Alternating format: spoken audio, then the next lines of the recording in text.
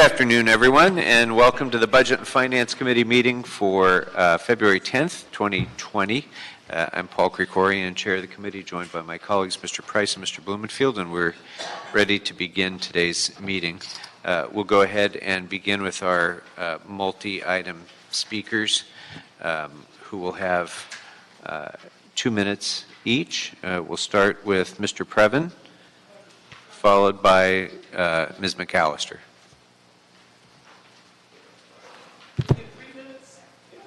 You get 2 minutes for your agenda items. I'll let you know what you need to do when. Mr. Previn. Thank you. Well, finally, we are closing the chapter on banking with Wells Fargo. And thanks to the Office of Finance. And by the way, what happened to Shahid Chaudhry? He was the refund issuing guy. And I know he's no longer there. I hope he's doing well. What we have is some transition costs to migrate over to Bank of America and Chase, who are two very respected predatory banks. And we'll go away from Wells Fargo, who has obviously done an excellent job of staying just on this side of the law, but barely. And in fact, they broke the law and did all sorts of horrible things. So thank you for closing that chapter. It sounds like we have some credits, implementation credits, which is going to reduce the many millions in what appear to be transition fees. Because I was raising the point, for a group like City of LA that has so much transaction going on, shouldn't, we get a very low, almost no, I hesitate to say, fee. A lot of our money is invested elsewhere, but all the transactions, whether it comes into the city through finance or out the door through our many departments, is going through these banks. So whatever that fee is, it should be extremely modest, next to nothing. And thank you. I appreciate the bank's efforts there. In terms of those refunds, I just want to stand in respectful position with regard to Zed Inc., who, sounds like a tattoo company, who's getting a $197,000 refund. I know Mr. Krikorian likes to say we don't need to bring these up because it means nothing, but then Puma Biotechnology, again, biotechnology is a catchword for investment, but it does not necessarily, I'm not sure what it means, but they are getting a $122,000 refund. So kudos on all of that. Obviously today is in part roll out big $1 million crisis and bridge housing funding, good work. It's double in Rue's district, so I don't know if that's because he has 2 spots that he's moving into on Riverside, but extremely encouraging to see that some of that bridge housing is happening. Would you like me to do my general public? No, we're going to hold that till the end. Wait around all day? Thanks. Sure, fair enough, thanks. Ms. McAllister.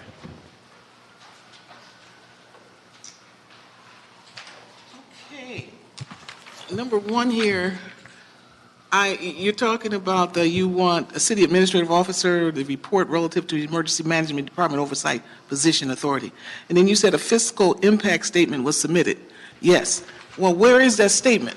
I like to see that fiscal impact statement. So when we have that on the agendas, you should have a copy of that here. I want to see it. This is the Finance Committee, remember? Now here, the number 3, CAO report relative to authorizing finance to execute agreements with Bank of America and JP Morgan for general banking services. Now, I don't know if you know this, but Bank of America is being, it was just announced, they're being investigated for phony account scandals. The same thing that Wells Fargo was found guilty of. And also, Bank of America was one of the main beneficiaries of the federal bailout. They had to pay out billions in lawsuits. And then JP Morgan, of course we know Jamie Dimon, of course you don't, in case you don't, JP Morgan paid out $30 billion. And then also in 2017, it was reported that Jamie Dimon got about $13 billion in secret proceeds.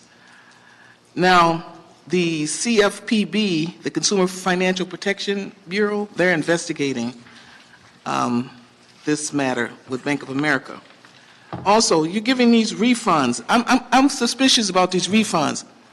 I could pay you $2 billion, and then you can put in here that you're going to give me a refund. You know what that means? You can take $1 billion and stuff it in your pocket, and I get $1 billion.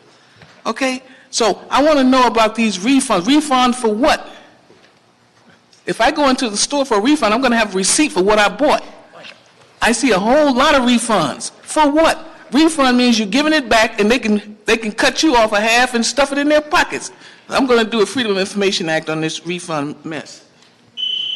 Thank you. Just, Ms. McAllister, for future reference, the financial impact statements are included within the report itself. It's a section within the report. So, yeah, those are available on the council file. Is where So, the council? on the council file.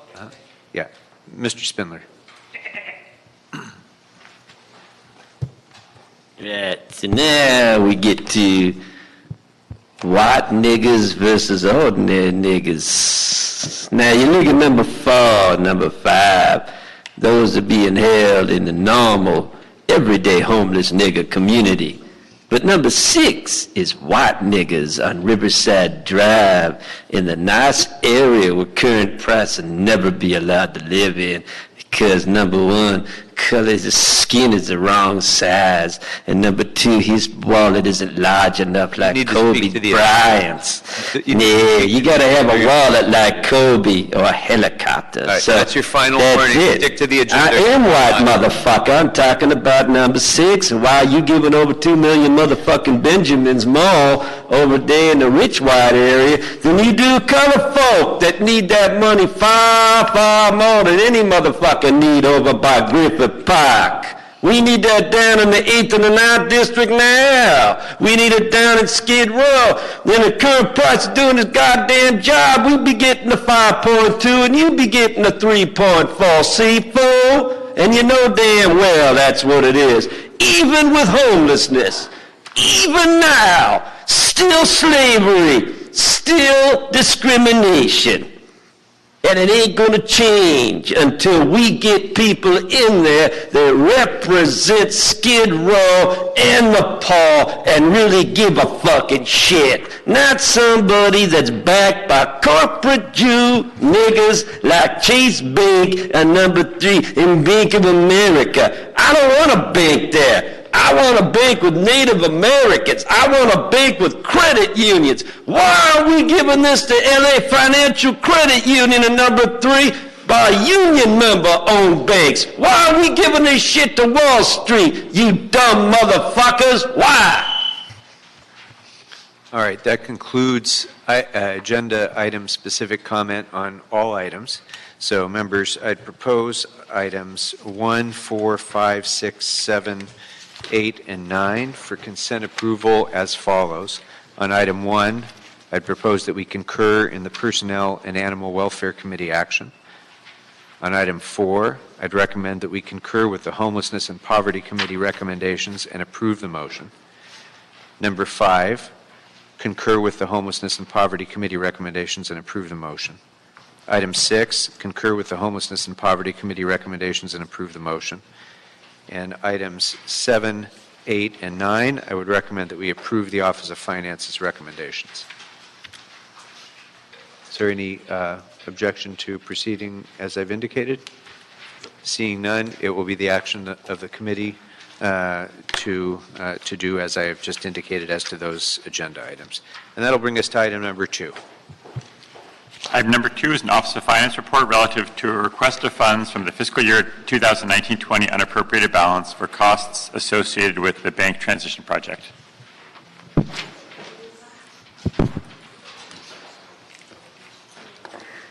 Whoops.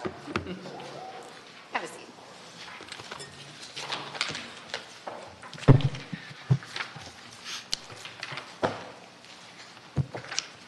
Good afternoon.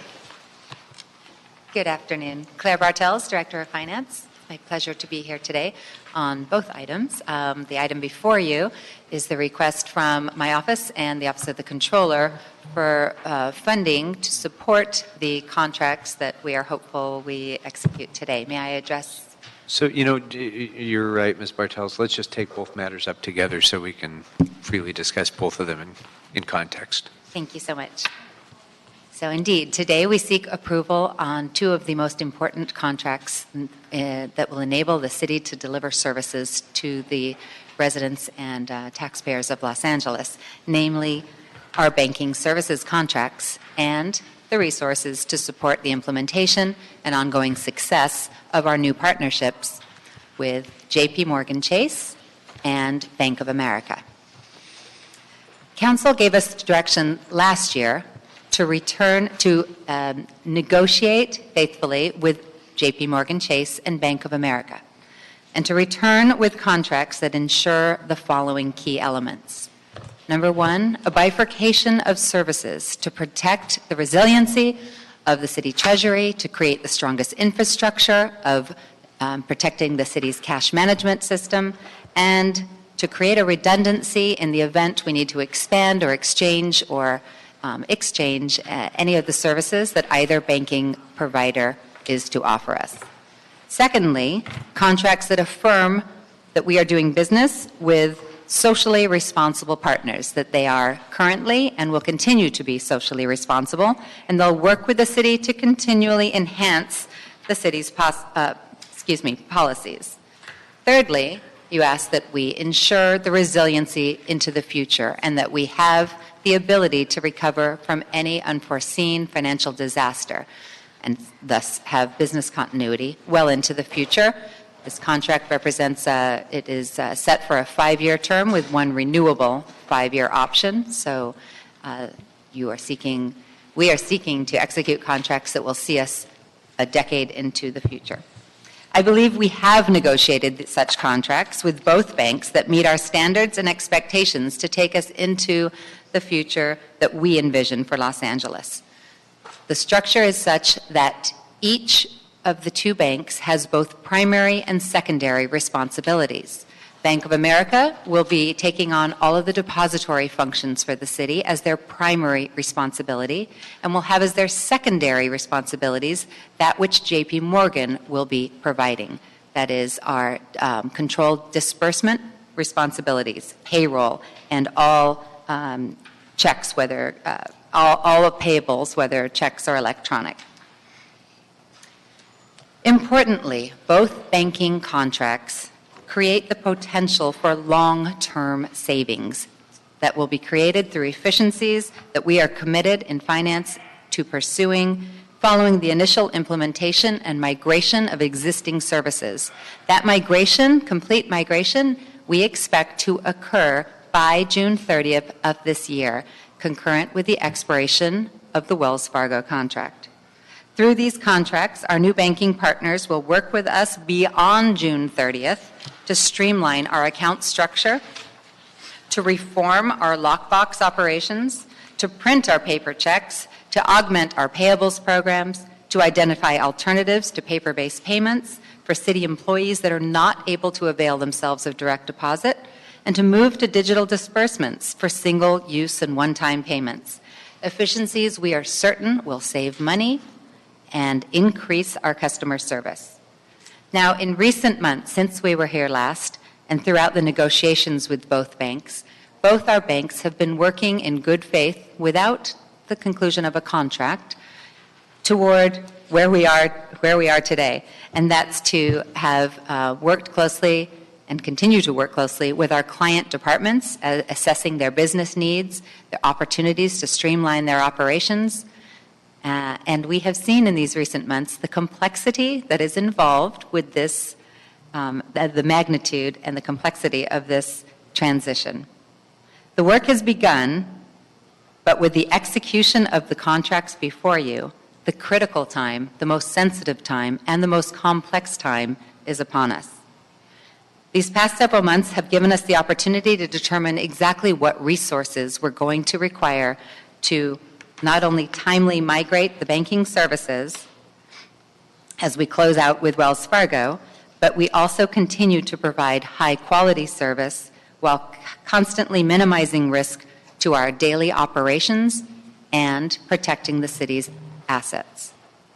The transmittal that I share with the Office of the Controller that is before you outlines a number of resources sought by both offices required to timely migrate all existing services by the June 30th deadline. Included in Finance's determination of necessary resources are supplemental personnel human resources that we'd like to add to the Treasury Division of Finance, resolution authorities for 3 full-time employees so that we may safeguard our daily operations, minimize our risk as we manage this bifurcated new structure, and we timely implement the transition. Now, recognizing that we are in the where we are in our budgetary cycle in the city and our implementation schedule for the banks, our request for funding of additional city personnel is for a 4-month time period.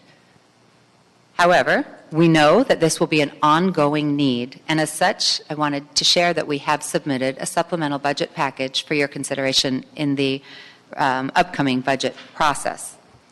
We believe existing city staff has the capability and ability to assist with these efforts, and that doing so, bringing them on board, is critical to our timely success and our collective success as a city.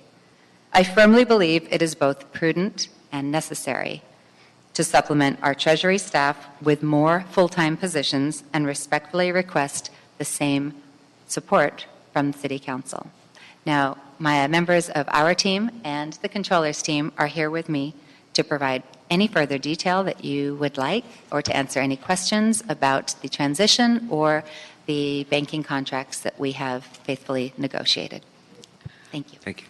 Hello, council member. afternoon. How are you this morning? How are you? Afternoon. This is Elizabeth Lee of the CAO's office. As Ms. Bartels mentioned, Council Action 17-1259 authorized the department to negotiate banking service agreements with JP Morgan Chase and Bank of America. They were both selected through a competitive RFP process. Each contract will have a term of 5 years with an option to extend for 5 additional years. The city's general banking and treasury services, as Ms. Bartels mentioned, will now be divided between both banks. The total cost of the agreements will be based on a negotiated schedule of fees and charges, which was pending at the time the report was written. Subsequent to this report, schedules for each bank dated February 6, 2020 have been submitted to the city clerk. It is noted that Wells Fargo's contract must be extended for 2 years to provide limited services, as bank accounts have to be maintained to settle outstanding city warrants pursuant to the city's stale-dated 2-year policy. The current year budget provides $3.9 million for bank service fees and other services such as merchant credit card processing payments. Finance anticipates that its annual bank service fees appropriation will be sufficient to fund ongoing costs for both contracts as well as Wells Fargo's contract on a limited basis in outgoing years. So the office will monitor and report on the status of bank service fees, expenditures, and future financial status reports. Also, when this report was written, certain compliance documents were not yet reflected or completed in the city's business assistance virtual network site. This office recommends that finance proceed with the execution of the contracts once all compliance requirements are met. Thank you. Okay, thank you. What are the compliance requirements that remain to be met? These were the equal benefits, first source hiring, and as well as the slavery disclosure and another disclosure. So finance those doesn't were anticipate just- that there's any challenge in getting that expeditiously completed, I assume. Absolutely correct. Okay. So with regard to the 2-year extension of the Wells contract, is there any action that needs to be, any remaining action that needs to be taken to ensure that that happens, or is that already set and approved? Finance will have to address that. Finance will have to come back with an authority from the council to extend the agreement with Wells Fargo for an additional period to address the stale data checks and the value of those stale data checks. Okay. But as we approach that, we'll have to redo the terms of the contract, because obviously we're minimizing the scope of services and the scope of work that's to be done by Wells Fargo. Right. This is an important part, I think, of mitigating the risk that Ms. Bartels gently alluded to, but it's a very serious risk, I think, going through a transition of this magnitude, and it could get messed up badly. And if we're working under the gun, I'm concerned that the likelihood of that risk materializing increases, and if we have more little bit more latitude because of that contract extension. It'll help a little bit in taking some of that time pressure off and ensuring that the execution is done in a way that's not going to create the sorts of risks that might befall us otherwise. So if you could report back with what steps will be necessary there. And then as I understand it, the fee structure, Ms. Lee, the fee structure that's being proposed under these contracts is of a different nature than what we've had in the past with wells. It's a little difficult to compare the cost of each because it's a little bit of apples and oranges as I understand it. Will we have an opportunity to, once the implementation begins, to have a periodic reassessment of the fees and to ensure that we're still proceeding in a cost-effective way? Certainly, Finance intends, as recommended, to report in your FSR regularly as to the expenditures. Finance has done a comparison, the best we can, of a point in time based on past practices and past services, and compared the spending of, if replicated, our new banking partners with Wells Fargo, and can see that it is a minimal impact, a minimal increase monthly. However, the reason we remain confident that we're going to keep the prices commensurate or even less in the future is due to the earnings credit that will be applied, the implementation allowance that will be allowed during the transition. So there are offsets to the minimal increases where they exist. Okay. So in some cases we will save, in some cases it will be a little more, and of course it is all dependent on the actual services that we utilize throughout the year. But reporting in regularly will be, we agree that's an excellent idea. Very good. Bless you. Final point further on risk mitigation. You've mentioned the need for additional human resources, which I wholly agree with. It seems to me that the magnitude of this transition is such that it would be very penny wise and pound foolish to not have sufficient people to execute this expeditiously and carefully and correctly. That being said, just as a formality, Personnel and Animal Welfare typically approves positions before we get this. For a variety of reasons, they didn't. It wasn't referred to them. So I am going to propose that we go ahead and approve those positions subject to their review, and that if there's any additional budgetary change that happens from their review, that would come back here again. Very well. But I'm going to propose that we just move forward with the recommendations as they are. Mr. Price. Thank you, and thank you all for making this happen. This has really been a sad stain for all of us, and so I'm just glad that City Family was able to come together and come up with an approach I think that's going to be much better for us short-term and long-term, and so I appreciate it. I suppose this is the first time we've gone to a two-bank model. Is that accurate? That is accurate. However, we are following the lead of some of our larger brothers and sisters, the County of Los Angeles and and another large one. Okay. So it's not unusual at this point. It's becoming more and more. First for the City of Los Angeles. And are they both backing up each other? It sounded like you said initially that J.P. Morgan was backing up B of A on something, and I didn't hear the reciprocal. Yes. So are they both backing up each other? And how's that going to work? Indeed. Technically. We're awarding basically the same contracts, the same services will be afforded each, but we are activating, if you will, designating specific primary services distinct from one another. So Bank of America will handle all of our depository functions, and J.P. Morgan Chase will be doing all the disbursement, working closely with our partner and controller for all of the outgoing funds, the accounts payables. And so how are they backing each other up? They both Yes. are going to have that data, but only one's going to be reporting it, the other one has it in the vault someplace, or? No, we will be, monies will be moving from one bank to the other in order to achieve the disbursements. So the monies going into one bank will be flowing out via the other. The opportunity to change in the future is why we did this primarily, to create this redundancy. Should circumstances change, or should one bank be offering a service that we find more advantageous to the city that we hadn't exercised at that point in time, we will have the right to do so.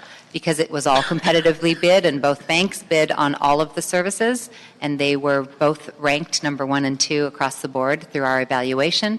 We are confident that we could use them interchangeably. However, it won't be week to week or month to month, and it may not happen. But legally, technically, they may back one another up. Yes. Yeah, great. Well, good job. I'm happy to support this. Thank you. Mr. Bloomfield? Thank you. A couple of questions. The Wells Fargo extension, how much money is actually out there in terms of checks that have been written but haven't cashed, essentially, which is why we have the Wells Fargo extension? Matt Crawford for the Controller's Office. We can get you a specific number, though obviously that number fluctuates wildly day to day as Office of Finance and the rest of the city departments write checks and those get cashed. But we can certainly provide some information on, in terms of generally how much we'd be talking about. I don't know that for today. Right, and then do we actually park money with Wells Fargo for them to spend that, or do they kind of have to draw it as they need it, as the old checks, the stale checks come in for the next 2 years, so to speak? So when the city issues payment in our financial system, the funds go into a specific fund within the city as kind of paid in the system, and it waits while those checks clear. Once those checks clear, the money goes out. Until those checks clear, the money sits in the disbursement fund. So all that money, while we wait for those checks to clear, stays in our bank account. In our Wells Fargo disbursement bank account? Yes, yes. And then as that goes down, and then at the 2-year mark, we close that account down and take whatever money's left in there? On an annual basis, we sweep all of the stale checks, all the checks that are more than 2 years old, into the reserve fund, where it can sit and bolster the city's reserves. If somebody does come back, that's still a liability, and we will issue a new check against that and pull the money out of the reserve fund. That honestly doesn't happen very often, but it does happen. Okay. And then having the 2 banks, which is great for redundancy, does that cause any issues with sort of being feed twice, it's coming and going, or how does that work? I'm sorry, charges twice? Yeah, or? so now we, in the past we had one banker, and so, there's a certain fee for having the money in the bank and for that they take for writing the check, essentially, a check writing fee or what. I don't, in the big world of LA, it's different than my bank account, which, they charge me the check writing fee and they charge me this fee for not having enough money in the checking account and all that stuff. Is there a risk, is there an issue with sort of being double feed on some of this money? We actually, in truthful, there is a fee for virtually every service that we do business with the banks. However, the split ensures that we will only be paying for the service provided. So all of those backup services I was alluding to a moment ago, we are not paying to maintain any sort of backup function. So there will be a very similar cost to having one bank, a greater level of effort on our part perhaps to maintain it and greater protection afforded because of it, but there should not be duplication directly of fees. So the fee structure essentially is the same in terms of split between 2 what banks.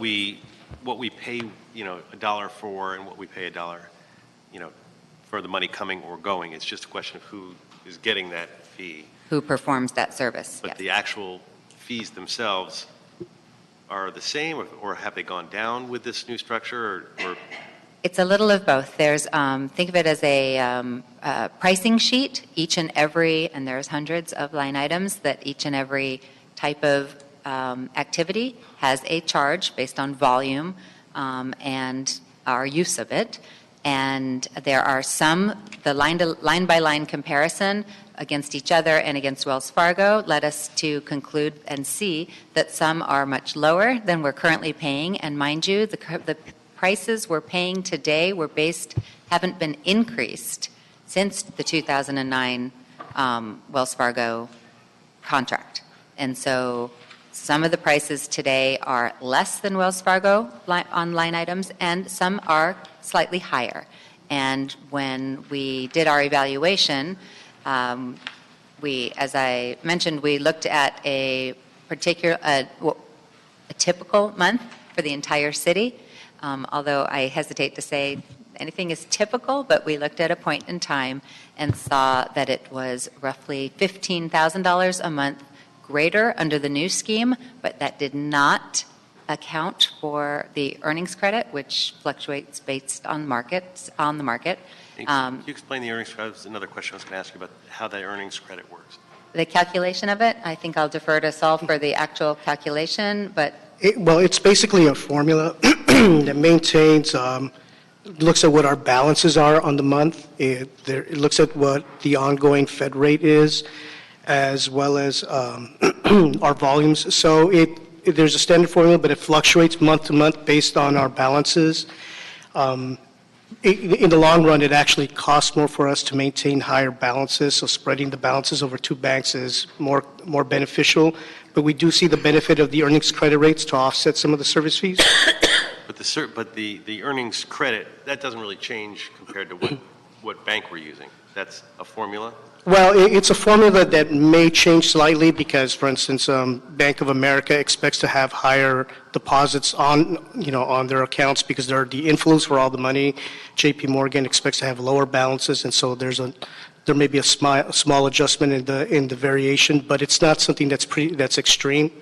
And then one of the things to think about in the earnings credit, think of it as the interest rate that you would earn on the balances on your account, is we could decide internally whether it makes more sense to keep higher balances and maintain, try and avail ourselves of the earnings credit, or to turn the surpluses into an investment in some security that could give us a better rate of return. And that's something that our investment team regularly manages to see which is the more cost-effective, approach for us. Yeah, obviously that depends on the markets and everything else. So what would be the risk, of migration of this, or as we migrate, during this time period? What are the biggest risks that we need to be looking out for, and why we're getting all these folks in and the human power? What is, help describe what that risk is that we're watching out for. well, the sheer enormity and complexity of what we're embarking on is of a magnitude this office, as it is today, has never seen the likes of. The possibility for fraud is a constant in finance, the fraud detection, and the splitting of a team that does a mighty good job today of just maintaining the existing model that they are used to doing and transitioning to a new platform, new technology, new way of doing business. The banking industry has evolved tremendously, and we have a lot of learning to do to come up to keep up with the banks, but the opportunity that it presents is absolutely a more than worthy return on investment that we're sure to see. But literally the complexity and the tight time frame that we are endeavoring to do this is what drives the risk up.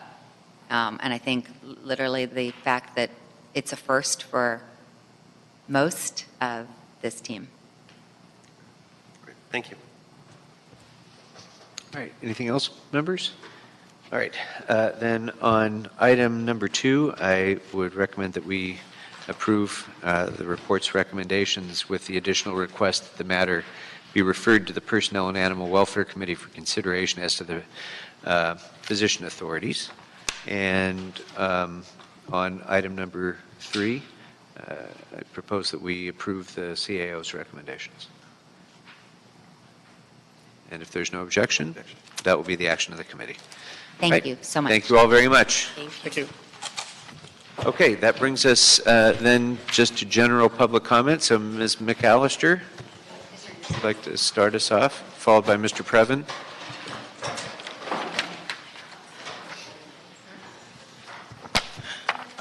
Mr. Chairman, I'd like to see the bid for this particular contract. I don't think there's a bid. See, had you sent out a bid, you could tailor the kind of plan you want. They will adjust everything to make it just right. But I don't think you did that. We need to bid on these contracts. Now remember, this has been 5 months. This investigation by the Consumer Financial Protection Agency or Bureau, it just started September 17, 2019. It's only 4 or 5 months old. So you shouldn't be going into any contract with Bank of America and they're under investigation that's 5 months old. It doesn't make sense, and I'm going to get a copy of this contract, this bid, because if you didn't bid on it, that's against regulations. These are supposed to be bids. And the reason I think you didn't bid, because the questions you were asking. See, I'm a teacher. I would give every chamber member an F. You shouldn't be asking those questions. You should be doing the investigation before you even bring these people in here. All right, thank you. Mr. Previn?